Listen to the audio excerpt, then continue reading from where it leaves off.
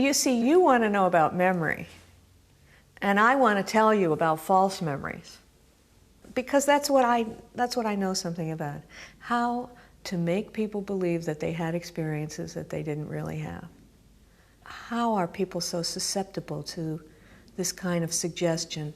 And what happens when you feed them erroneous information and they now come to believe that things happened to them when they were children that didn't really happen? What's it like for them? So I think that cognitive psychologists have often had more of a fascination with errors, the mistakes people make, rather than how good it is. And I probably exemplify that.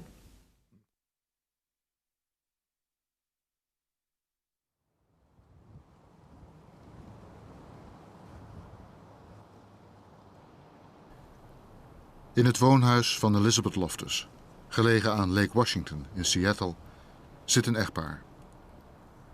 Het echtpaar is er op Loftus' verzoek. Het is een vreemde bijeenkomst. Op het uitzicht na lijkt elke relatie met schoonheid, laat staan met troost, afwezig. Hij heet Phil Hoxter, een onderwijzer, vocht ooit in Korea. Hij hield er nog een medaille aan over. Zij heet Susie Hoxter. Ze speelt piano als het leven moeilijk is. Hij werd niet lang geleden ten onrechte beschuldigd van seksueel misbruik van een van hun dochters. We praten over een lijdensweg. De zon staat vol op het meer. When we were first accused of this, we had no idea what on earth this is all about. It was a particular day. Mm-hmm. Yeah. It came in like boom. Yep. In a letter. Well, From- we had a from- warning. We had a warning Letter. that said, Don't I need to contact work me. out I some need to work problems. out some problems in my past childhood. And so we wondered, what in the world was that? She But- was not living at home at that moment. No. What age was she? She was about 34 or so and had four kids. And before that, the relationship was perfectly normal? Oh, it was just fine. Well, yeah. Between us, but between not us. between her and her husband. She had a very abusive husband who she eventually then divorced. And after that divorce, then she went to a home for battered women. They helped her get through the divorce, and they said to her... They put her in a group. A support group. And they said to her, We maybe thought, that's after fine. Little did we know. what you've been through, maybe you should have some counseling. What do we know? So Sounded far, good no to problems. us. Okay.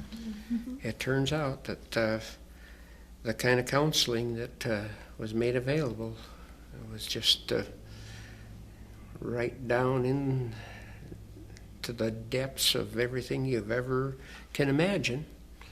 The people that believe in this repressed memory stuff, they start off, in my way of thinking, they start off with one false idea. That if something bad happened to you, the only way you can get better is go back and relive it. You got to go and drag yourself through whatever awful thing happened to you. And it seems to me the counsel that's worth their salt will say, yeah, I agree, that was pretty bad. Now, what can we do to make your life better from here forward? And in the process of trying to drag them through what supposedly happened to them, if you don't remember it, these kind of people will help you get some memories because, you got to be a victim. And you got to be a bigger victim than the person sitting over there or over there. And the actual accusations were kind of horrendous, and the one that everyone is kind of amazed at is that she could remember my abuse of her from the time she was born. And that kind of makes you raise your eyebrows a little bit. And So we kind of just drew into our shells and didn't mention this to anyone. Didn't tell a soul until the alumni magazine from the U came one day, and there was an article by Elizabeth that said, repressed memories, how reliable are they? And I thought, oh, Carol mentioned those repressed memories. This must be a cue to the clue to what's going on here. So I rang up Elizabeth just immediately, and she was so kind. She said, well, my class is researching this very subject. Would you like to come down and meet the class and talk with them? So we came and met her. And this was the first contact we'd ever had that knew anything. Outside the family. Outside the family. Mm-hmm. All of our family was aware of this because the accusing letter copy was sent to all of our immediate family. We have 5 kids, so everyone got their own copy. But yeah, I was accused, and Susie's was equally guilty because she didn't protect our daughter. She knew this was going on. She knew it was going and didn't protect. All of this was going on. And now, as we've talked to lots of people involved in these kinds of things, it turns out that the cases where the man and the wife have stood together, it probably kept me from going, jumping off a bridge somewhere, because I knew it couldn't have happened. No way could that have happened. And when Susie stood by me and said, there's no way that could happen. In a sense, you were lucky that she accused Susie also. Mm-hmm. Right. One of the things that I've been asked is, well, how do you, if someone comes to you and say, I've been falsely accused by my daughter, how do you know they're telling you the truth? I don't. I simply know that my closest friends didn't run me through some kind of a battery of tests. When I said I'd been falsely accused, they knew me and they simply accepted me that what I said was true. And she obviously believed all of the terrible things to be true, because when she got so damaged by this therapy that she could no longer handle her children, she started giving them away to the ex-husband who had abused her so terribly. And here was our loving family right there, willing to give any kind of help that we possibly could. And yet she wouldn't trust any of us with her children. She gradually sent, I believe she sent all of them to him. Every one of them. She'd start out with 1 or 2. We'd hear about it. And finally, when the boys came to see us for the first time in 4 years, they told us what had been happening. And they said that when it really started getting more serious, she spent some time in the hospital because she'd tried to take her own life, tried to commit suicide. And we were never informed about that. That apparently happened on early in her therapy. You don't know why? Now she had a solution? She was abused by you both or by you? I presume that was it. That's the thread that has gone all the way through the whole story. She was very vulnerable after the experience she'd had with her marriage. Yeah. And anyone that would offer any kind of help, but she trusted them, you see. And that's what they did to her. Mm-hmm. She wanted a solution. She wanted a solution. And he offered one. Mm-hmm. Yeah. And they were very willing to offer. And she was grateful, of course. Oh, of course. I'm sure. It's hard to understand. I remember when I was in the Army, we were in Japan, and they marched us all into a great big auditorium one day and said, since you're going to Korea, you need to know what the rules of war are. Mm-hmm. Name, rank, serial number if you're captured, and you might be subjected to brainwashing. And that, I don't remember all of the details that they gave us, but our total information consisted of about an hour's worth of talk by someone, and brainwashing was, the military knows all about that. I think they know more about it now than maybe they did back in the 50s, but mm-hmm. I think it's pure and simple a form of brainwashing, you know, just and it's easy. I think it's easy. It must be easy. Especially if someone already is vulnerable and has some kind of a problem. I have never heard of one person going to a therapist and say, I think I have repressed memory, could you help me get them back?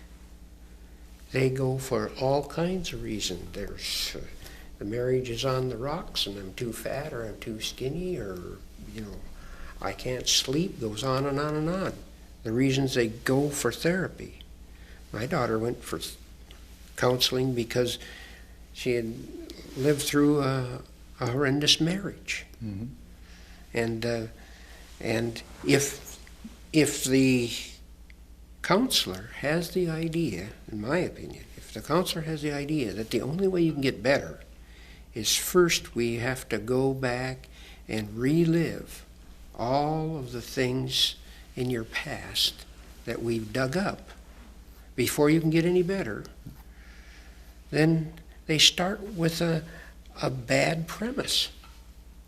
Could you say that by transforming her memories, you are meeting now a different person? Oh, yeah. Very definitely. Mm-hmm. Yep. What's the difference? We don't You know. Carol before the accusations. Well, and Oh, Carol she now. was always sweet and loving, and now she's cold and very distant.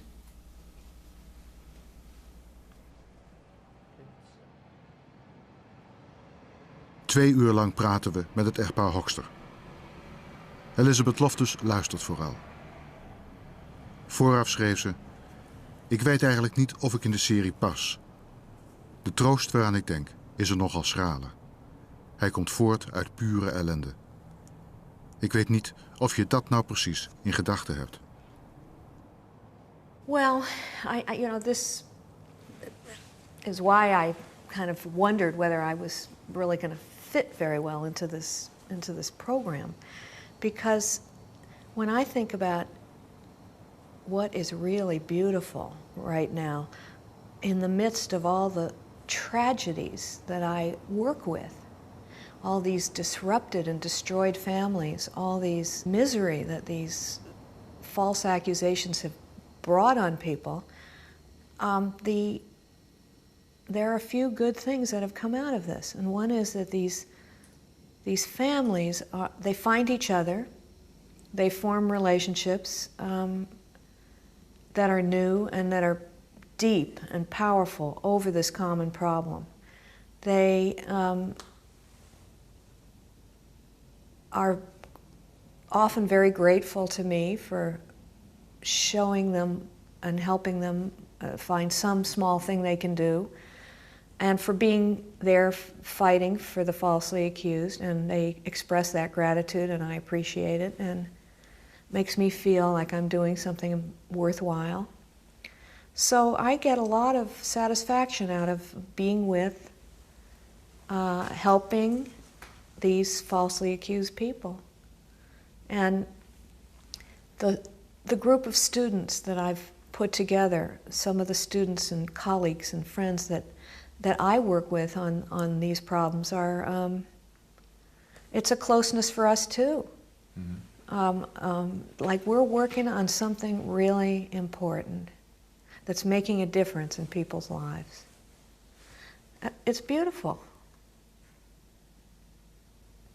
And the consolation part?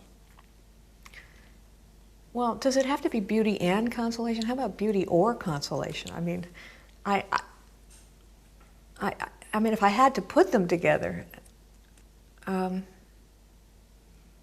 maybe for me it's, you know, if I'm ever feeling like, what is there to life, you know, what matters in life? I'm reminded repeatedly through these experiences with these people that this is something very important. And then so if I'm ever upset, it's very consoling for me. Zal het hierover gaan, het komende uur? Over de troost die voortspruit uit ellende? Ja, maar op een andere manier dan tot nu toe. Het zal blijven gaan over herinneringen, hoe ze vervormd, getransformeerd en vernietigd kunnen worden, maar dan wel over de herinneringen van Elizabeth Loftus zelf. Dit is ze trouwens, ongeveer 5 jaar jong. Om preciezer te zijn, we zullen het hebben over 1 traumatische herinnering uit haar kindertijd. Maar nog even praten we over herinneringen in het algemeen. The work that I would say I'm most proud of is the work that really challenges the idea that memory works like a videotape recorder. We don't just record the event and play it back later, but rather memory is very constructive, and we take bits and pieces of information from other places, other times, and amalgamate it with other memories and construct something new. And I know something about that process now from hundreds of experiments.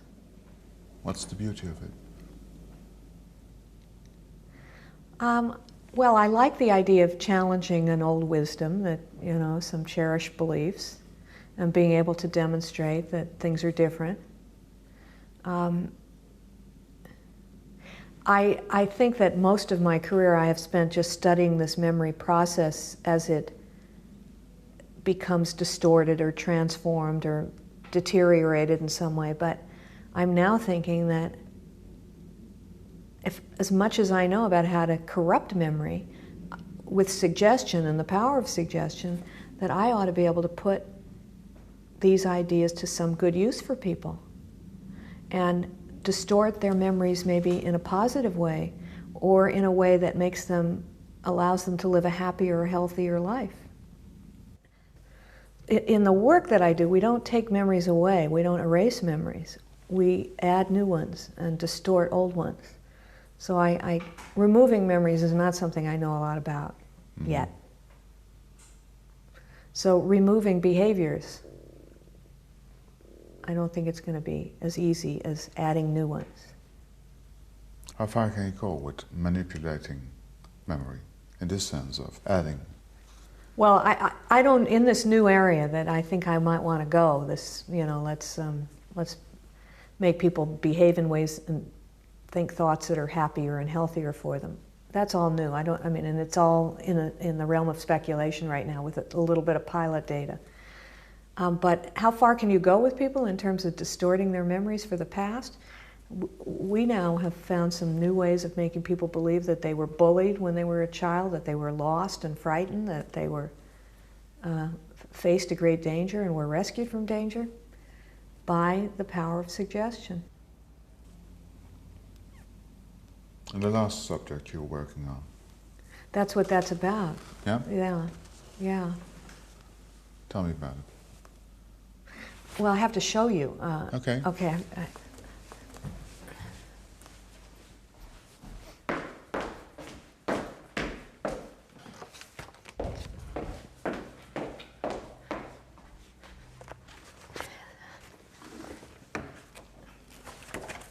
So I want you to appreciate how really cool this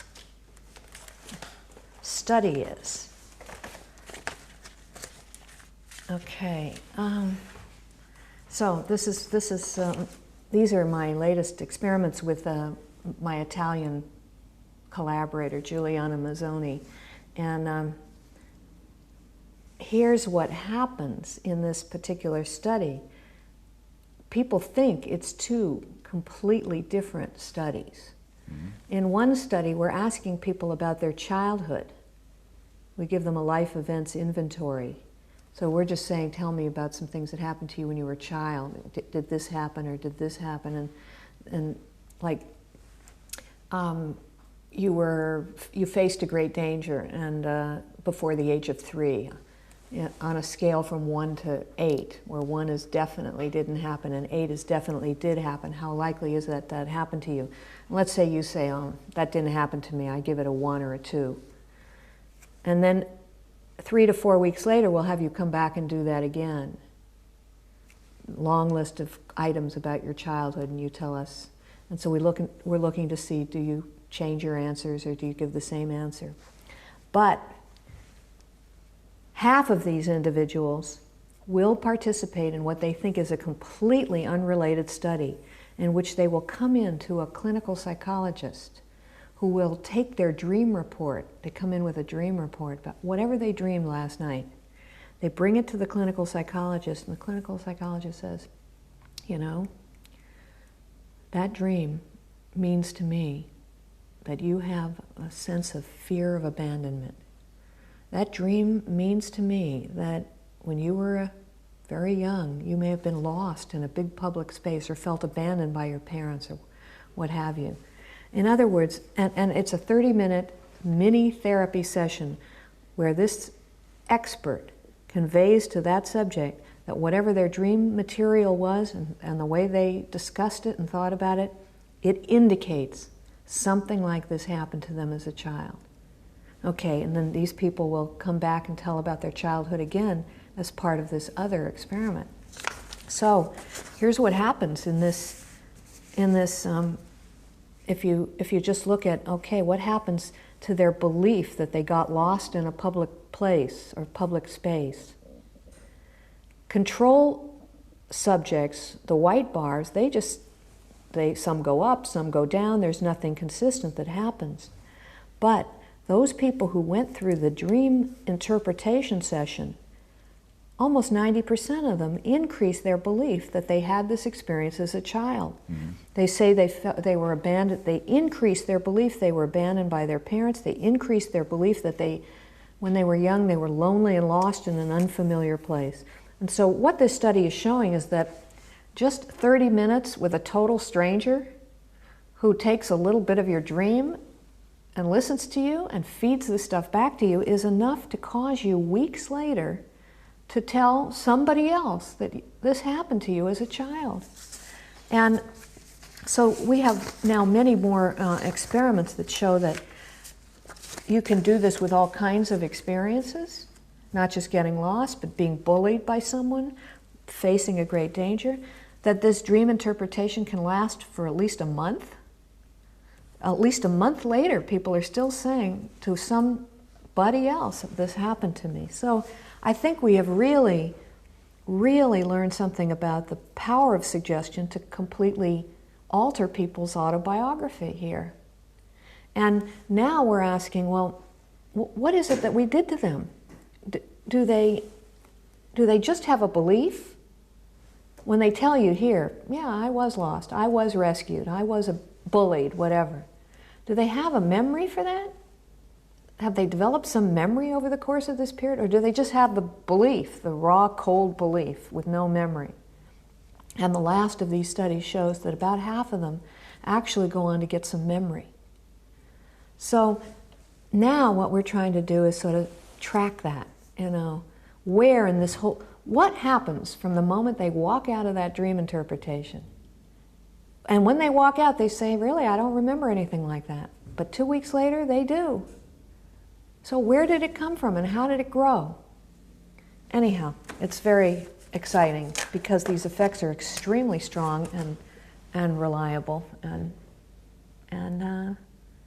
the implications, not only for the study of memory and memory distortion, but for what goes on in psychotherapy, are very, very profound.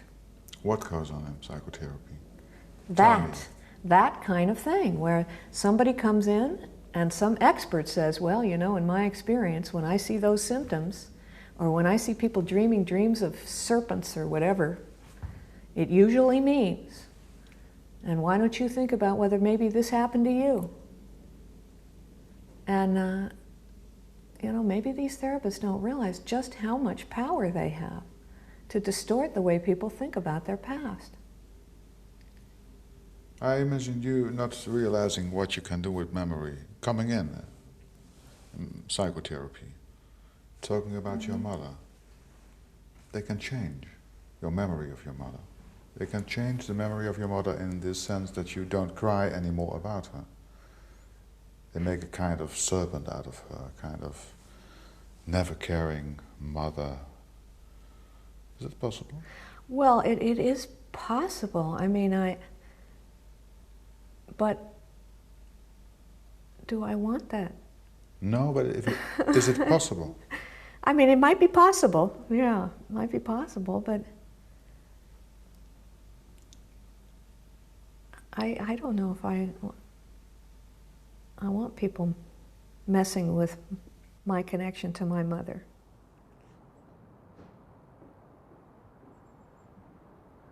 Het is een wonderschone dag als we afdalen in de herinneringen van Loftus zelf. We praten over de brand, toen Elizabeth Loftus nog Elizabeth Fishman heette. Toen ze 16 jaar jong was. De brand in Los Angeles. De vuurzee waaruit ze alleen haar dagboeken en haar teddybeer wist te redden. Well, this is the Life magazine that has the story of the fire, and so the first thing, you can see that it's from November 17th, 1961, and it's got the football team for the Minnesota Vikings on the cover that issue, and then just to get a feel for when it was. You can see that the President Kennedy was still in office, and Nehru was still in power. You can see what kind of automobiles were being sold then during that year. This is the 1962 Dodge. And then you go to the story of the week, and it's a story about firestorms in Los Angeles. And so this is That's you. Yeah, this is a picture of me watching my house burn down. And Here you are again. right, and here I am run to a neighbor and call for help. There was a neighbor whose house wasn't burning, and they let me use their phone, and I was calling my father. And you can see here the house is burning, and my brother and I are trying to carry some things out, away, and I had managed to get into the middle of this area because I knew a way home, a shortcut home, and the police were not barricading at that spot. And you can see here, this was a very big fire. There were maybe 450 homes that burned down, and here's how big it is from a helicopter in Los Angeles over the area. And then you can see here some of the other people who lost their houses or almost lost their houses, like Zsa Zsa Gabor and Maureen O'Hara and Fred McMurray and Burt Lancaster and Joey Brown, and here's Nixon, the former President Nixon, on his roof. He wasn't president yet. With a hosing down his house. And then there's this picture which shows the devastation in some parts of the city where the fire hit. We praten er even over door, over de brand. Maar niet lang. Het was slechts een gebeurtenis, zegt Loftus. Geen traumatische. Het is ook geen traumatische herinnering. Een andere herinnering is dat wel. Die aan haar moeder. Toen Elizabeth Loftus 14 jaar jong was, 2 jaar voor de brand, overleed haar moeder. Overleed? Ze werd dood aangetroffen in het zwembad achter het huis. Verdronken. Een ongeluk? Hoe gaat een geheugendeskundige om met die ene traumatische herinnering? Wat voor herinnering is het eigenlijk? Aan iemand die ze kende? Aan iemand die ze graag had willen kennen? Gaat er misschien toch enige troost schuil in die herinnering, hoe traumatisch hij ook is? Is de herinnering juist? Is hij in de loop der jaren vervormd? Ik heb er geen bezwaar tegen om erover te praten, zegt ze. Maar moeilijk is het wel. Well, the fire is not too hard to talk about. I don't want to think about my mother, but because there was just so much sadness that I don't want to wreck my mascara. It took too long to get it on this morning. Just with people dying and sad things happening. So I guess I would have to try to find any kind of happiness from my friends and, doing things like going to the beach and, staying up late talking with girlfriends and going out with boyfriends. And that was, I guess, what I think of as what was fun in the childhood. I worked hard too. At school? Mm-hmm. I studied, I got good grades, I volunteered for things, and you then, always worked? Mm-hmm. Now the reason? Maybe distraction. Somewhat. Sadness?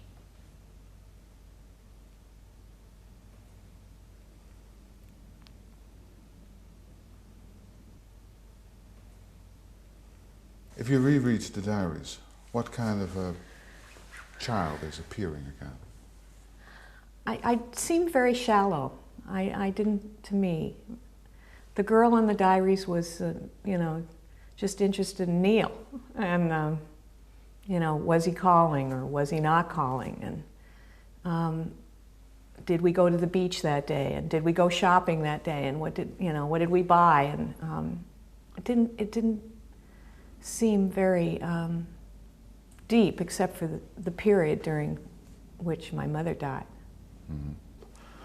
Can you relive your own past, or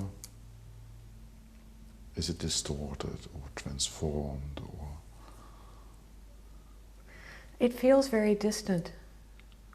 Even as a stranger, the 16-year-old Elizabeth. Well, no, there's still some pieces of her inside here. Mm. Definitely. And, but I think I'm better able to cope with problems. Well, not that I did such a bad job back then. I did make it this far. But I don't know, she just, the 16-year-old, she was just so much more, I don't know, uninteresting, and just interested in being with friends and going out on dates, and it didn't seem like all that many other things mattered. I mean, I'm not sure what's supposed to matter to somebody who's 15 or 16 or 14, but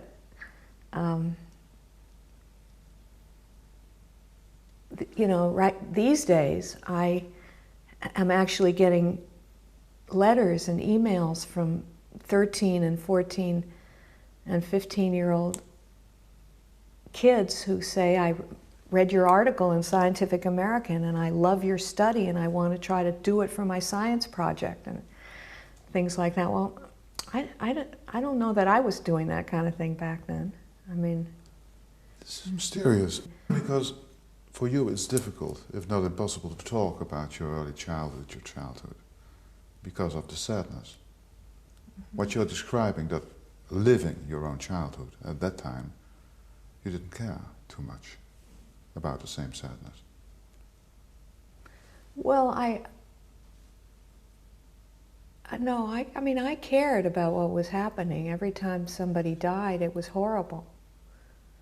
And just horrible.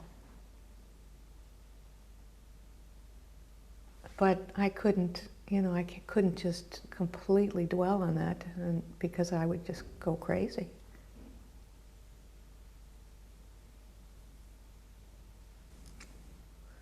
There were a few other problems too, though. We had the stepmother arrived,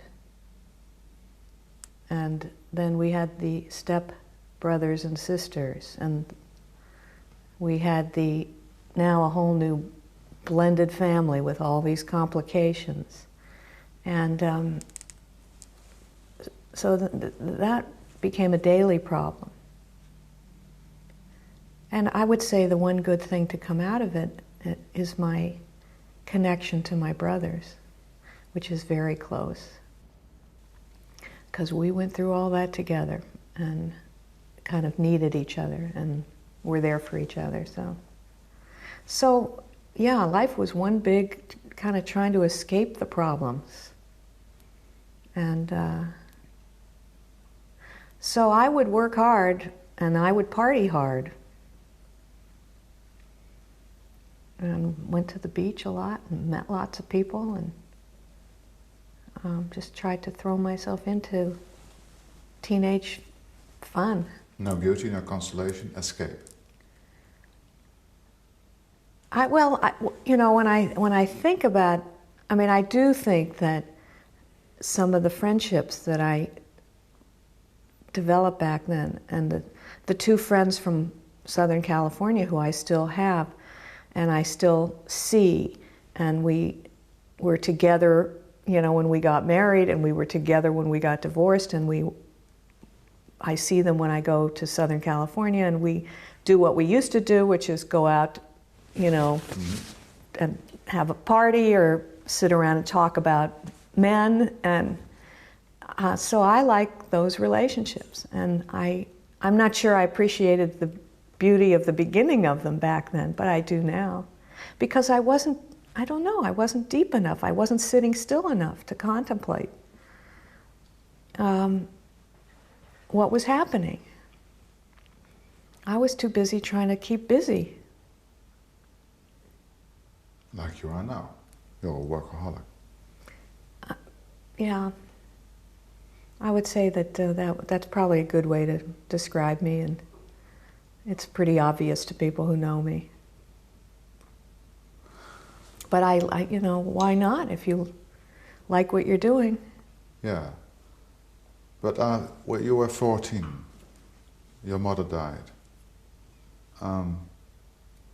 After so many years, for you it's nearly impossible to talk about it. Isn't that a little bit strange?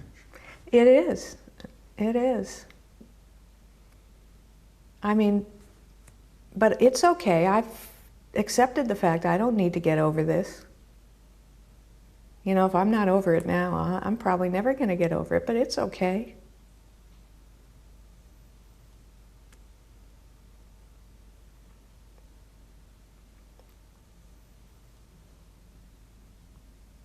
When you grew up, did the word God have any meaning? Well, God was mentioned. As? Well, I do remember being over at my aunt's and for one of the holidays and asking if I hid behind the curtain, would God still be able to see me? And she said yes. So it was a little frightening that somebody could always know what you were doing and thinking there, but I don't think about it very much now. Because? I think after my mother died, I couldn't really be a God.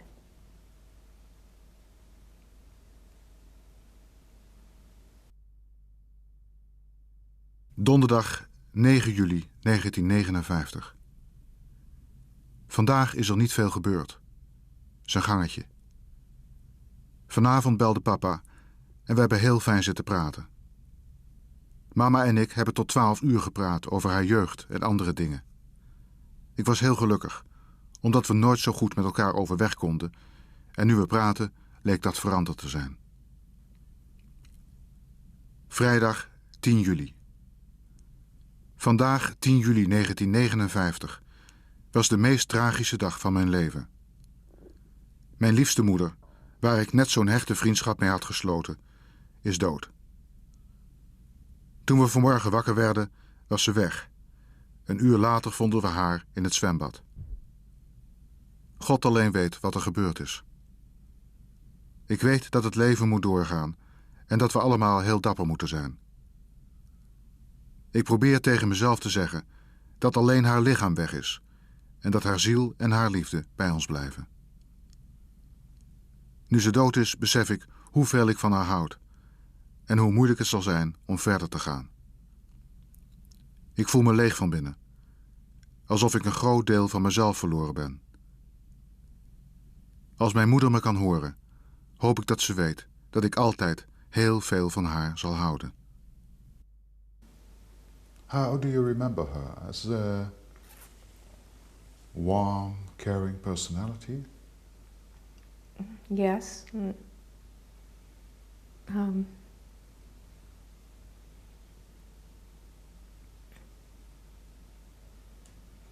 She was a very, she gave up working and raised a family and spent her last years as the wife of a doctor and the mother of 3 children and ran the household. And, I always thought that that's what I'd do when I grew up. But it didn't turn out that way. But that's what she did. And it isn't really the life I would want. I mean, I think she could have done more, I don't know, or, well, I'm not sure. I mean, but I think of her as, competent, and she cared about her kids. Are you romanticizing the mental picture of your mother because of what happened, the fact that she died? Oh, probably. But I do remember that, even one time when I just absolutely couldn't decide between a blue skirt and a gray skirt, that she bought them both for me. And she used to cut the meat so that I would get the center piece and all the fat would be off of it. Those things.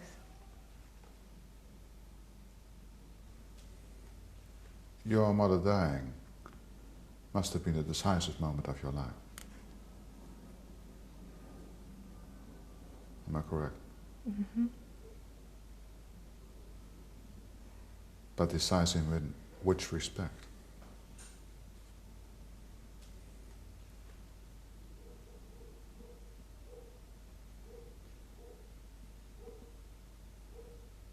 Well, it comes up so much.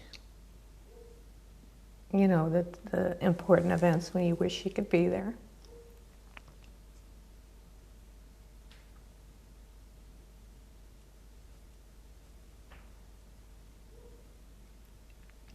Did you always feel alone after your mother died? Sort of betrayal also, that you dared to die when you were 14? A little, yeah. And then my father died. Of course, that was about 15 years later. But then I really felt like an orphan. But I just figured out how to work harder. Would ever say Elizabeth Loftus, at the age of 14, felt betrayed because her mother died and was alone for the rest of her life since? Tried to escape the loneliness, but nevertheless, am I dramatizing? No, it's partly true. I don't like to hear it that way, really, but it's partly true. I'd like to think that I somehow turned this adversity into something good.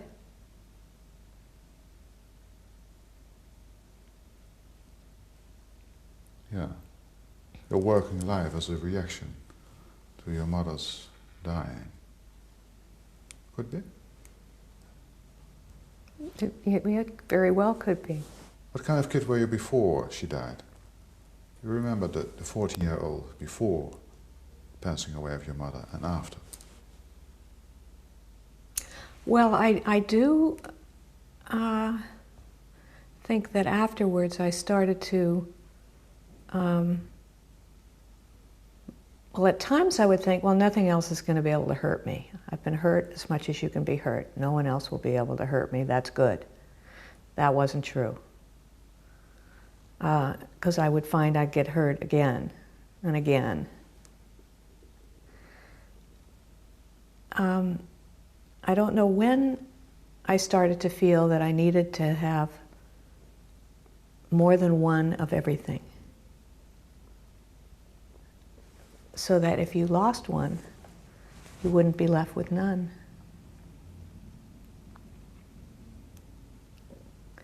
Just don't let any one thing become too important. Take two mothers instead of one. That feeling? Be sure that it doesn't happen again. Two best friends, two boyfriends, two favorite dresses, two everything. So if something happens to one of them, at least there's another one.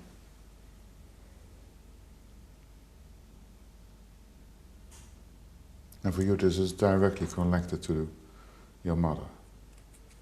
The feeling of loneliness and loss and betrayal. I think so. You're not sure? Well, it makes sense to me, but who knows? I mean, who knows?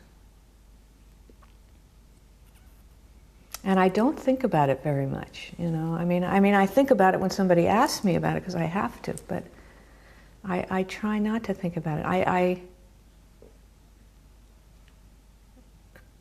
bought, a book came out, Motherless Daughters. I bought that book. I haven't opened it. I can't read it. I keep waiting for the right time, but it doesn't come. No, it will never come. Well, I bought it because I thought maybe I would feel better if I read it. But I can't read it, so.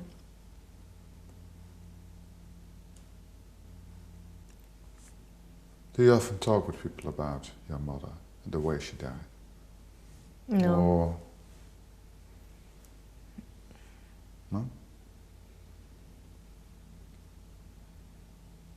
No, I did have I did have a very strange experience having to do with my mother's death, and I did talk about that, but more because it related to my current work. And I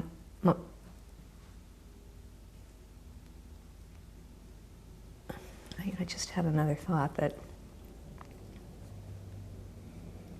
you're asking about, are you going to feel this way forever?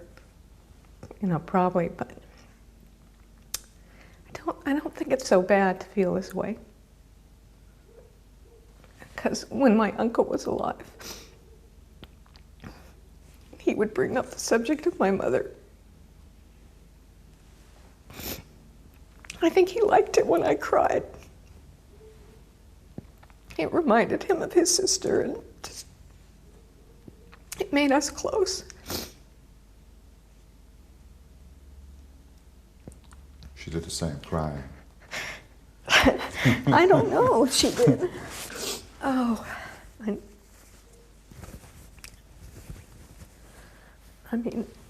no, I think he appreciated it. Yeah, like his sister you were.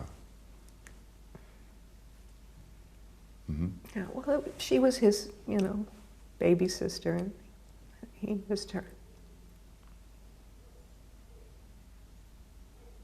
So we would talk about her when we would get together. And it was thing.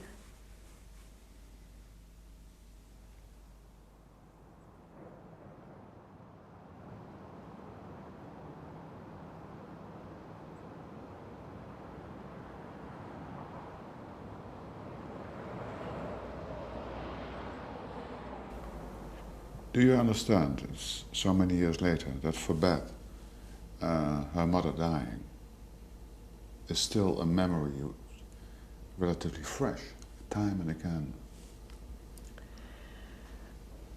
I do understand that. Is it okay to say that? Yeah. We were in a meeting trying to plan our next research. We were looking for ideas. We like to sit around a table and throw ideas out, okay? And one idea that was brought up was drowning. And Juliana and I were sitting there talking about it, and then we stopped and we realized Beth was sitting there crying and said, "We can't use that, please, because during this whole research, I can't be thinking of my mother. It's too painful." And we understood immediately, and we felt horrible that we had brought this up. But we didn't realize that it was, after all these years, it was still so close to the surface. I think she and I talked about it just a little bit later. And it was, what can we do? What can we do to help? It is still so close to the surface for her. And, that's a sadness for me that I can't seem to help her. I can't seem to help Beth with that. Do you understand why it's still there? Time and again, every day. Well, I'm not sure that I fully understand it. I can only speculate.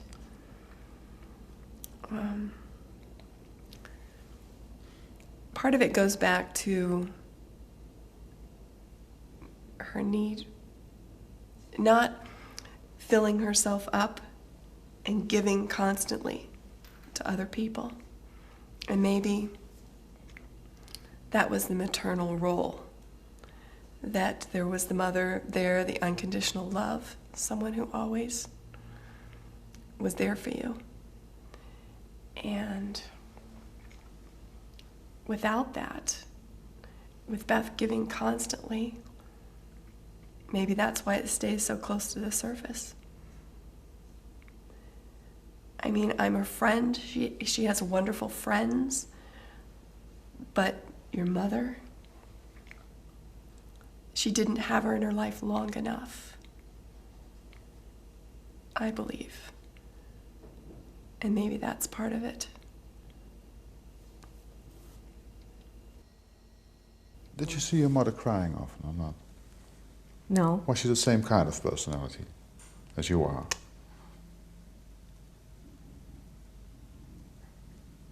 I don't know. You never saw her crying? Or you don't remember? I mean, she probably cried. I just don't remember.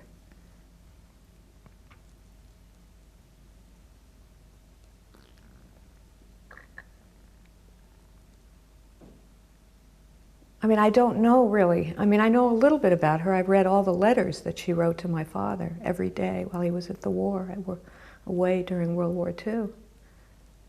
And what all the letters that he wrote back.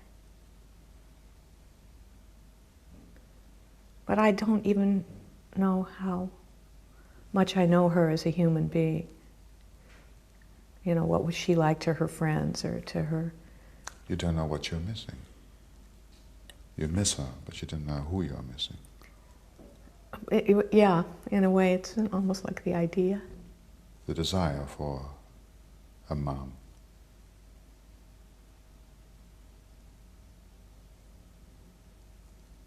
Not the real one, perhaps. Huh? Mm-hmm. This is strange. It's not strange to me. I think probably You can miss the idea of a mother.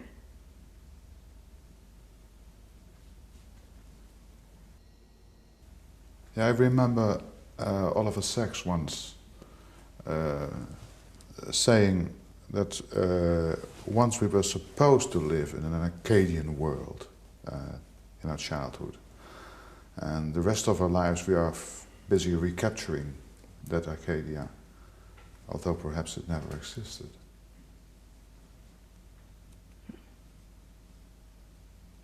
You know what I mean?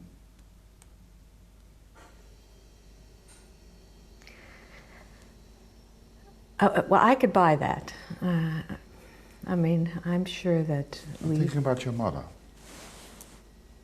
Your projection as this was Acadia, the first 14 years of my life. But you don't really remember what happened, who she was. Right. I mean, it might be a lot of projection, but so what do I do if I decide that's true? Then what?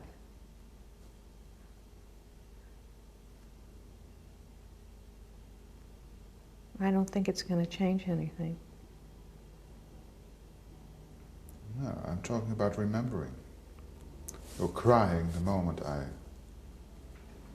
say mother, 14, Elizabeth Loftus, swimming pool. Misery at that moment, sadness. But who died? How well did you know the person? How good is memory concerning your mother? I don't think I don't know. In some ways I knew her. I mean, I just spent those years with her, 14 years maybe, not remembering all of them, but... And I would learn things later. I'd learn things from reading her letters that she wrote and speaking to our other family members about her. Those letters. What kind of a person did write those letters to your father in the war?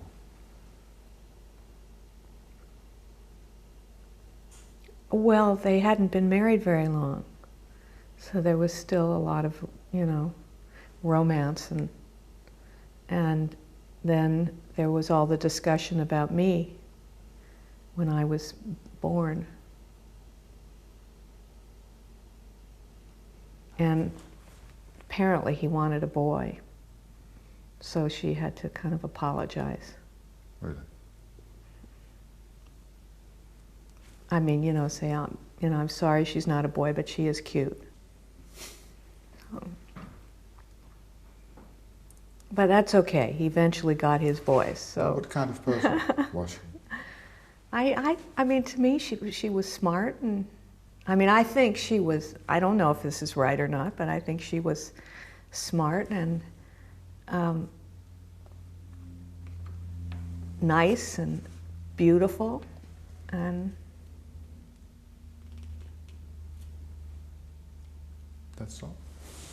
This is the italic version of smart, wise, beautiful. I don't know of any such person in life. You don't? Except from your mother? No, there are people around like that. I mean, but She wasn't nasty or... No, she wasn't nasty. She was, if anything, she was depressed. But she wasn't nasty.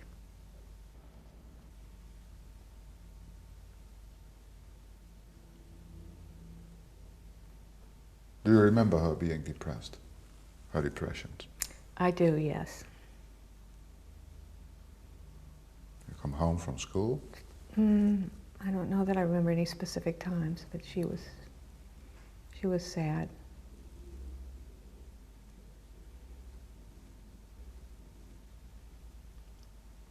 It's fascinating to know what you actually remember or what you do want to remember concerning your mother. You're dealing with this stuff your whole life now.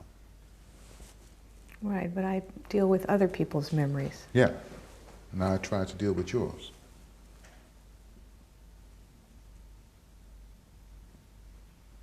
find out if you have any real memories concerning your mother, or transformed, and memory is made more beautiful. Well, I'm sure I'm making them more beautiful. I mean, I know after she died, I felt horrible that I hadn't been nicer to her. You know, that I was so wrapped up in my own teenage things, and I hadn't been nicer to her.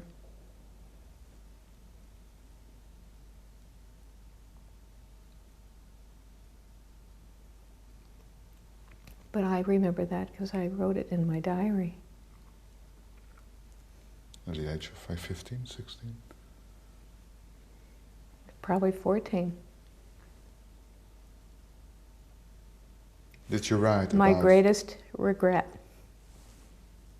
Yes? That's what I wrote.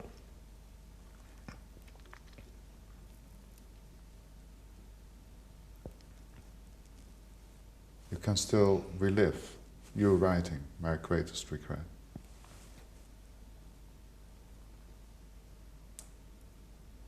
You can touch that girl of 14. I know it feels far.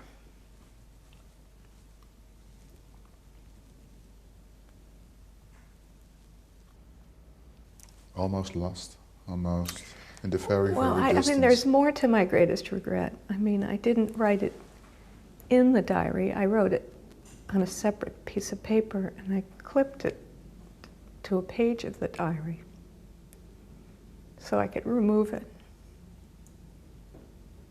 It was unbearable to know. No, I just, in case somebody ever demanded to see my diary, and I didn't want them to see that. I could take it away and give them the rest. Do you still regret it?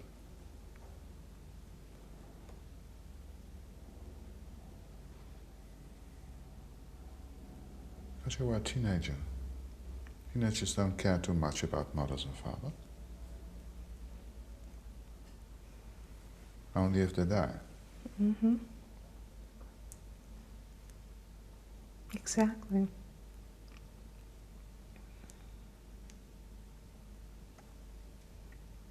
Do you still feel guilty? Yes. It's kind of interesting because I would go on to do a piece of research on regret, and I never thought about it. I never thought about it. It didn't bring back the memory of my greatest regret. But it was a whole piece of research on whether people regret more what they did or what they didn't do. And we found that people seem to more often regret what they didn't do rather than what they did. So it's another example. What was it you didn't do concerning your mother? I wasn't nice to her. Well, I wasn't that bad, I guess. I mean, I was, according to what I wrote, to see if I can do this.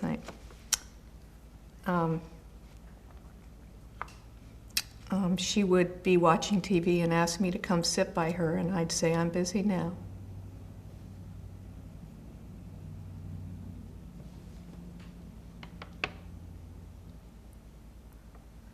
Or she'd be in my room and we'd get into a fight because she wouldn't leave. And That's a normal reaction for a kid. well, I know that teenagers can be awful to their parents. Monsters. Horrible.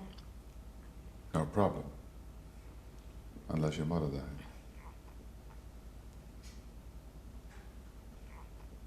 Why are you so sure that the memory of your mother, the trauma, is not, if even unconsciously, the reason why you started to work on memory?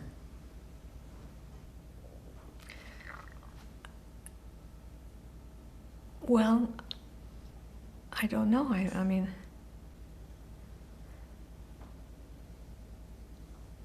I think if I were going to design a piece of research based on my own experience with my memories of my mother, that I would have been looking at something different. I mean, I would be looking at what it causes, intrusive thoughts or sad feelings, or that, repeat themselves over and over for some kinds of horrible experiences and not others. I mean, I would have designed my experiments to answer different questions than the questions that I spent the last 20 years asking. So that may not be right, but that's what seems logical to me.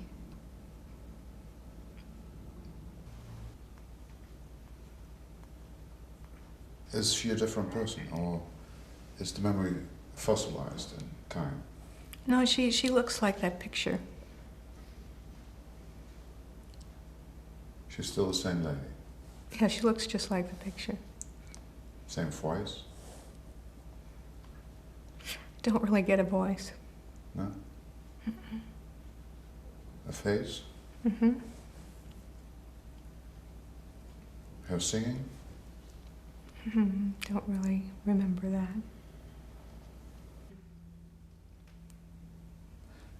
If I were Elizabeth Loftus now and wanted to change your memory of your mother in order that you should be able to forget her from time to time, what should I have to do?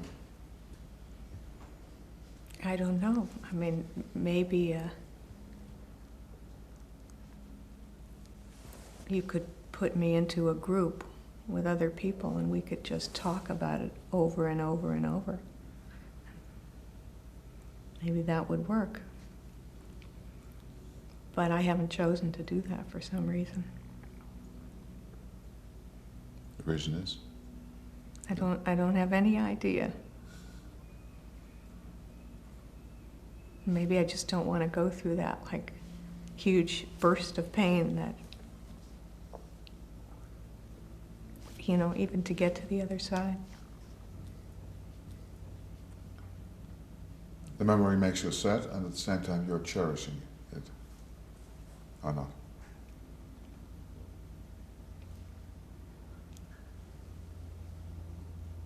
I'm not sure cherish is the right word, because it doesn't feel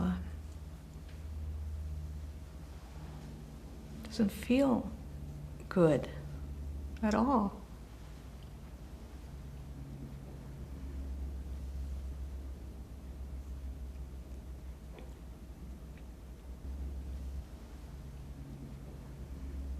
Perhaps it's quite simple. You lost your mother, okay, then you have a problem.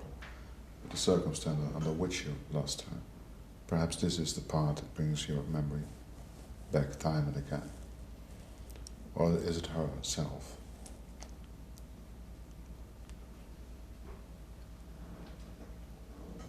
I have no idea. You know everything about traumatic events and how they are stored in memory.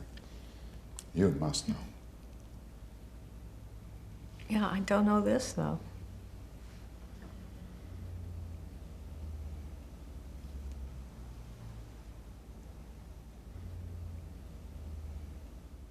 Niet lang na onze ontmoeting, en naar aanleiding daarvan, zal Elizabeth Loftus een lange brief aan haar moeder schrijven. Laat me het slot van die brief citeren. Waarom ben ik zo'n workaholic?